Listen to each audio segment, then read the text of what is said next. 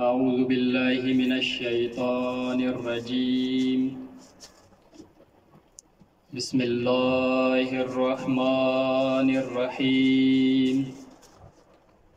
الحمد لله الذي لا يبلغ مدحته القائلون ولا يحصي نعماءه العادون ولا يؤدي حقه المجتهدون الذي لا يدركه بعد الهمم ولا يناله غوث الفتن الذي ليس لصفته حد محدود ولا نعت موجود ولا وقت معدود ولا أجل ممدود فطر الخلائق بقدرته ونشر الرياح برحمته ووتد بالصخور ميدان أرضه. الصلاة والسلام على نبيه أبي الزهراء محمد. اللهم صل على محمد وآل محمد. ثم الصلاة والسلام على آل بيته وبالخصوص على داعي الله ورباني آياته وباب الله وديان دينه وخليفة الله وناصر حقه حجة الله ودليل إرادته بقية الله في أرضه قائم آل محمد. اللهم صل على محمد واللعنة الدائمة على أعدائهم وغاصب حقوقهم من يوم عداوتهم إلى قيام يوم الدين. أما بعد فقد قال سبحانه وتعالى في القرآن الحكيم بسم الله الرحمن الرحيم فأنجيناه وأصحاب السفينة وجعلناها آية للعالمين. صلوات. صل على محمد وآل سب سے پہلے محمد. دست و دعائیں خدا کی بارگاہ میں کہ خدا را ہمارے والدین، ہمارے اساتذہ، ہمارے مرحومین ان سب کے گناہ کبیرہ و صغیرہ معاف فرما، ہمارے مرحومین کی مغفرت و بخشش فرما. جو بھی مومنین جس حوالے سے بھی پریشان ہیں، بالخصوص حاضرین کے گھروں میں اگر کوئی پریشان ہے تو ان کی پریشانی کو رفع و دفع فرما. جو بھی معاونین مرکز علوی ہیں خدا را ان کی توفیقات خیر میں اضافہ فرما، ان کے مرحومین کی مغفرت و بخشش فرما. ہمارے آخری حجت خدا کا جلد از جلد ظہور فرما، ہمیں ان کے امان انصار میں شمار فرما. اللہم صلی علی محمد و آل محمد. توجہ ہے ذہن میں. بسم اللہ. میں نے آپ کے سامنے سورہ عنکبوت کی آیت نمبر 15 کی تلاوت کی ہے، جس میں خداوند قدوس فرما رہا ہے کہ فَأَنْجَيْنَاهُ وَأَصْحَابَ السَّفِينَةِ، ہم نے جناب نوح اور کشتی والوں کو نجات عطا کی. فَجَعَلْنَاهَا آیَةً لِلْعَالَمِينَ، اور ہم نے ان کو عالمین کے لیے آیت قرار دیا. اور اسی کشتی نوح کی مثل ایک حدیث ہے جس کو فریقین نے نقل کیا ہے. رسول خدا صلی اللہ علیہ وآلہ وسلم فرماتے ہیں کہ انما مثل اہل بیتی فیکم کمثل سفینۃ نوح، میرے اہل بیت کی مثال تمہارے درمیان ایسی ہے جیسے سفینہ نوح، جو بھی ان میں سوار ہوا وہی نجات پا گیا، اور جس نے مخالفت کی وہ غرق ہو گیا. اور امام حسین علیہ السلام کے لیے تو مخصوص طور پر رسول خدا نے الگ سے فرمایا کہ ان الحسین مصباح الہدی و سفینۃ النجات. امام حسین علیہ السلام ہدایت کے چراغ اور نجات کی کشتی ہے. اور اتفاق سے سفر کی جو مدت ہے وہ بھی دونوں کی برابر بیان کی گئی ہے. جو مدت سفینہ نوح کی تھی طوفانوں پہ چلنے کی، اور جو مدت سفر امام حسین علیہ السلام کی ہے مدینہ سے کربلا تک، دونوں کی مدت 6 ماہ بتائی گئی. جس طرح سفینہ نوح میں اس دن کوئی سوار ہوا تھا تو آج دنیا میں نسل بھی انہی کی چل رہی ہے. اور بالکل اسی طرح جس نے سفینۃ النجات کا ساتھ دیا، آج دلوں پر حکومت بھی انہی کی ہے. تو کیا فرمایا خدا نے؟ ہم نے جناب نوح اور صاحب کشتی جو تھے، یعنی نجات کا معیار صحبت کشتی کو دیا، اصحاب السفینہ کا۔ خدا نے یہ نہیں کہا کہ ہم نے جناب نوح اور اصحاب نوح کو نجات دی، خدا یہ بھی کہہ سکتا تھا، لیکن کشتی نجات کا معیار کیا تھی؟ صحبت کشتی، صحبت نوح نہیں تھی۔ توجہ ہے حضرات کی۔ اسی لیے رسول خدا صلی اللہ علیہ وآلہ وسلم نے فرمایا کہ میرے اہل بیت کی مثال تمہارے درمیان ایسی ہے جیسے سفینہ نوح، یعنی فقط میری صحبت کافی نہیں ہے تمہارے لیے، فقط صحابی رسول اللہ بن جانا کافی نہ تھا، بلکہ اہل بیت کی اتباع بھی ضروری تھی۔ اسی لیے رسول خدا نے فرمایا تھا کہ میرے اہل بیت کی مثال سفینہ نوح جیسی ہے۔ صلوات پڑھیں محمد و آل محمد۔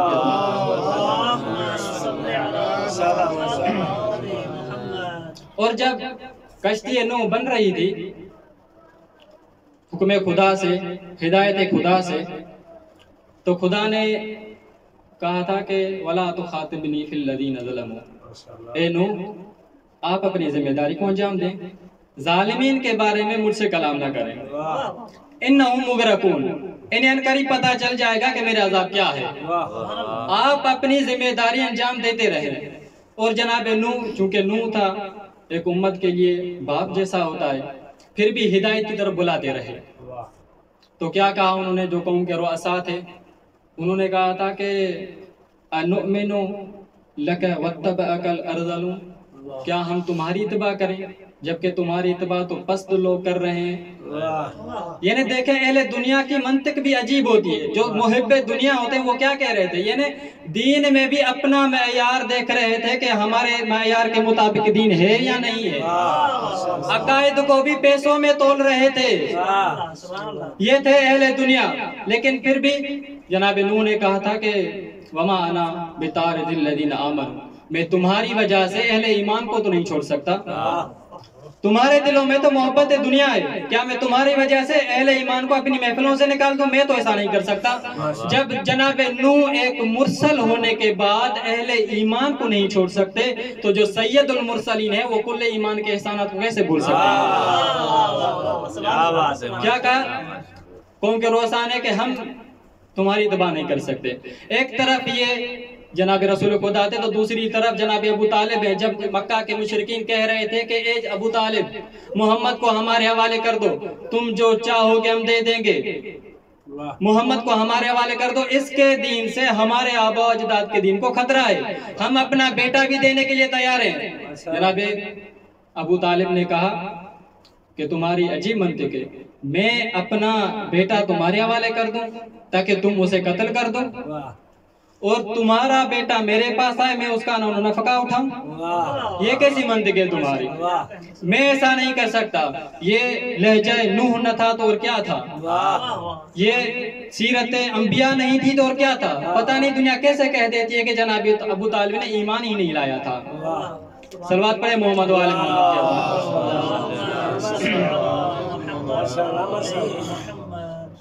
تو یہ سیرت نوح تھی، اور یعنی سیرت انبیاء یہ ہے کہ اہل ایمان کو اپنی محفلوں سے نکالا نہیں جاتا۔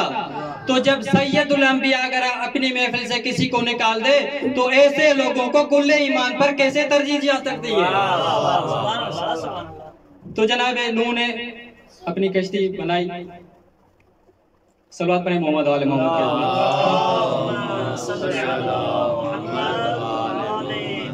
اور اسی کردار کو، اسی سیرت انبیاء کو سرزمین کربلا پر وجود قمر العشیرہ سے جو آفتاب و ماہتاب حسین تھے، اسی کردار کو جناب عباس کے وجود سے سورج کی طرح چمکتا دیکھا گیا۔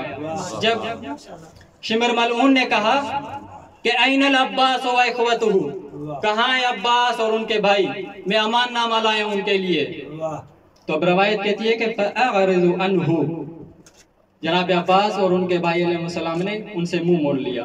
جس طرح جناب نوح کو حکم تھا نا کہ ظالمین کے بارے میں مجھ سے کتاب نہ کریں، تو جو وارث نوح کے ساتھ آیا ہو، جو سفینۃ النجات کے ساتھ ساتھ سفر کر کے کربلا پہنچا ہو، تو وہ بھلا ظالمین سے کیسے مخاطب ہو سکتا ہے؟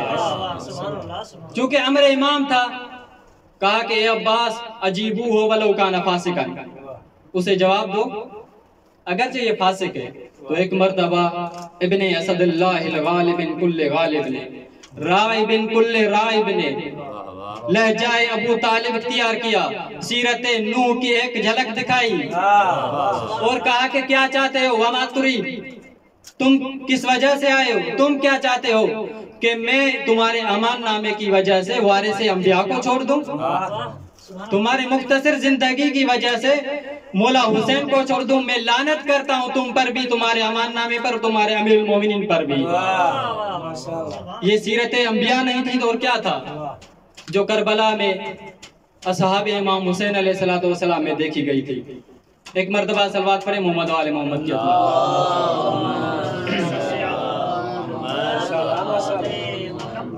یہ سیرت نوح تھی اور اصحاب نوح تھے۔ اب آئیے میرے ساتھ ایک مرتبہ چلتے ہیں اصحاب موسیٰ کی طرف۔ کیا کہا خدا نے اصحاب موسیٰ کے بارے میں؟ فَأَنْجَيْنَاكُمْ وَأَغْرَقْنَا آلَ فِرْعَوْنَ، ہم نے تمہیں نجات دی اور آل فرعون کو غرق کر دیا۔ یعنی جو جو نعمتیں بنی اسرائیل پہ خدا کر رہا تھا وہ سب گنوا رہا تھا۔ اب میں چونکہ اہل علم کا مجمع مختصر طور پر ان نعمتوں کا ذکر کر کے اپنی منزل کی طرف جاتا ہوں۔ کیا کہا خدا نے کہ ہم نے تم پر یہ بھی احسان کیا تھا کہ تم کو فرعون کے پنجے سے چھڑایا۔ پھر جب جناب موسیٰ تمہیں لے کر نکل رہے تھے اور فرعون نے تمہارا پیچھا کیا تھا تو ہم نے ہی تم کو ان سے نجات دی تھی۔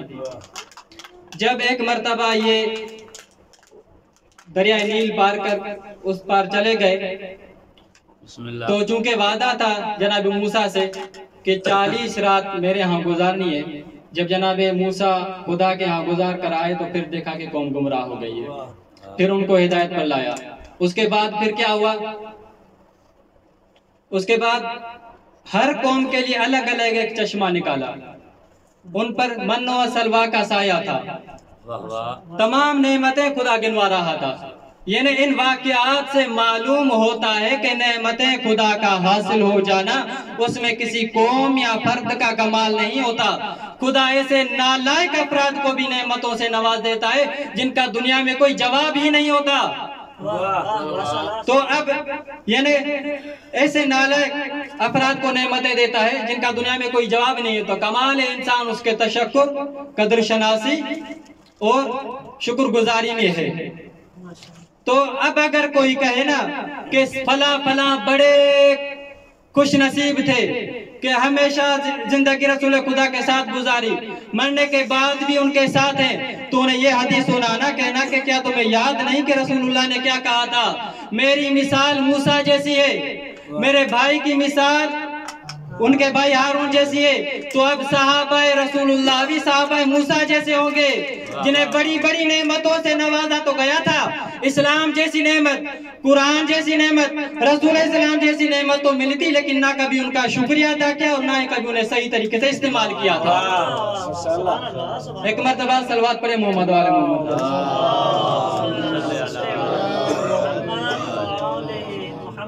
بارے دیگر بآواز بلند صلوات۔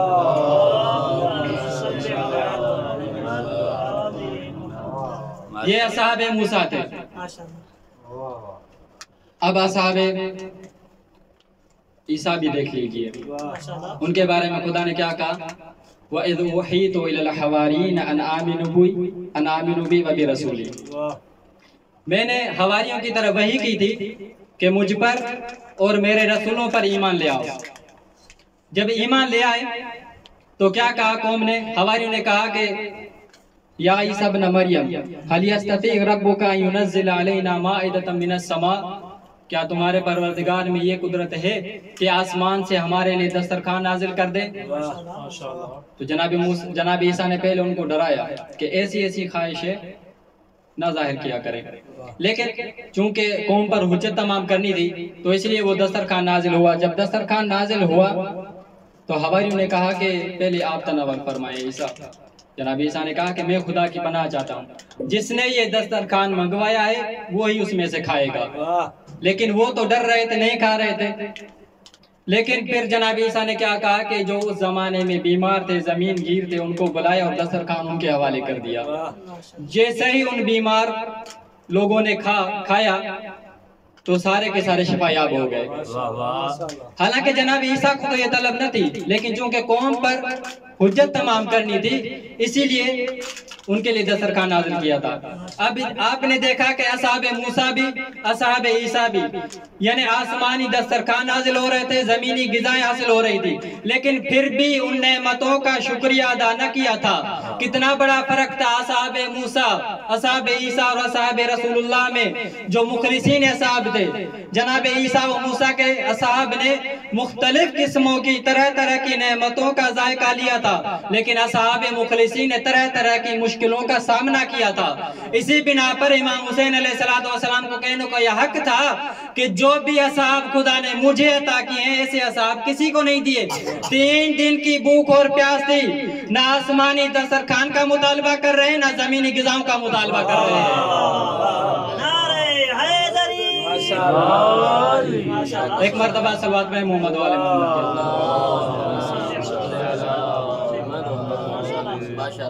یہ اصحاب موسیٰ، یہ اصحاب انبیاء تھے اور اصحاب امام حسین تھے۔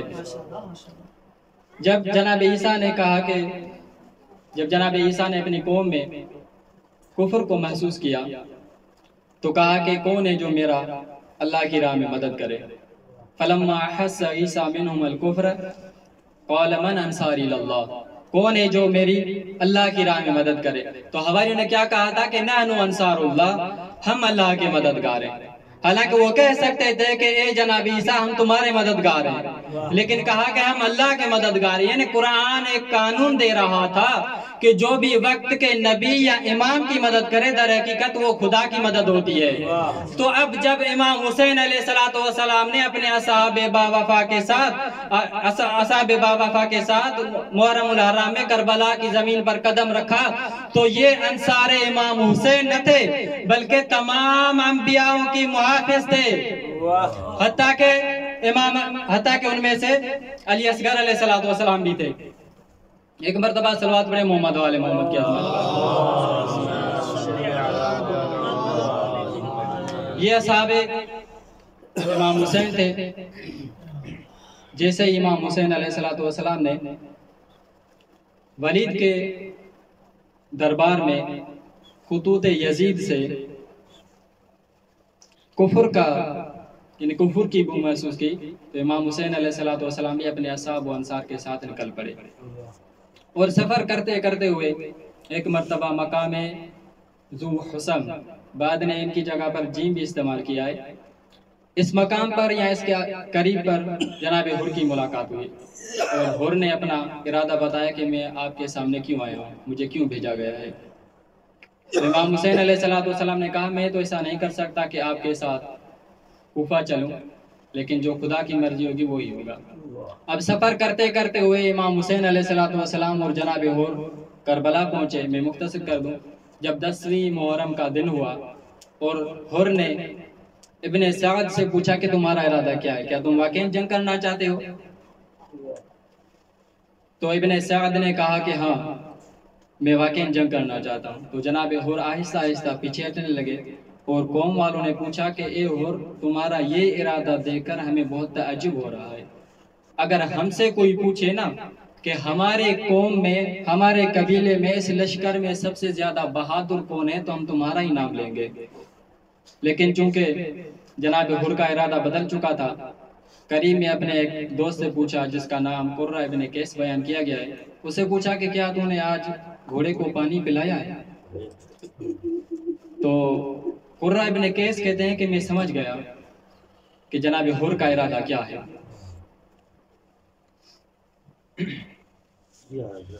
جناب حر اپنے غلام اور اپنے بیٹوں کو لے کر امام حسین علیہ السلام کی طرف بڑھنے لگے۔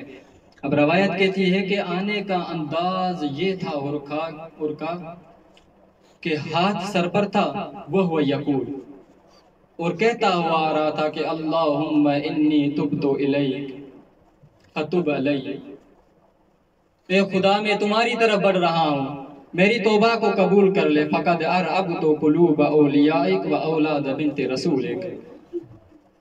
خدا را میں ہی وہ بندہ ہوں جس کی وجہ سے آج اولاد رسول خوف زدہ ہے۔ یہ کہتے ہوئے امام حسین علیہ السلام کی طرف بڑھے، امام کی خدمت میں حاضر اور کہنے لگے کہ اے بنت رسول کی اولاد، مجھے معاف کرنا، مجھے معلوم نہ تھا کہ ان کا ارادہ یہ ہے کہ آپ پر اس قدر سختی کریں گے، کیا میری توبہ قبول ہو سکتی ہے؟ امام حسین نے کہا کہ ہاں تیری توبہ قبول ہو سکتی ہے، آجا لشکر میں۔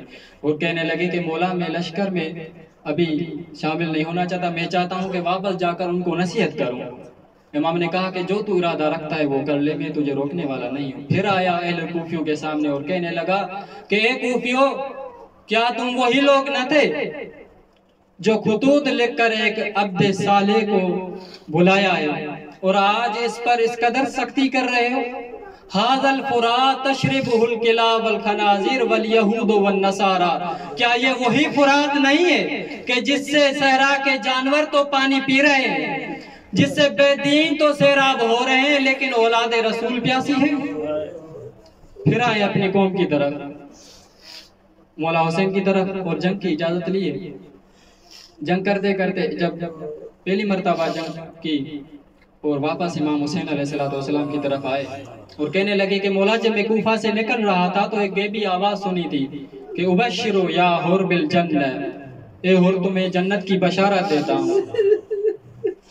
میں نے یہ آواز سنی تو پریشان ہو گیا کہ میں تو اولاد رسول کی مخالفت کرنے جا رہا ہوں، یہ کیسی آواز ہے؟ میں نے سوچا کہ شاید شیطان ہے جو مجھے گمراہ کر رہا ہے۔ امام حسین نے کہا کہ نہیں اے حر، وہ جناب خضر تھے جو تمہیں جنت کی بشارت دے رہے تھے۔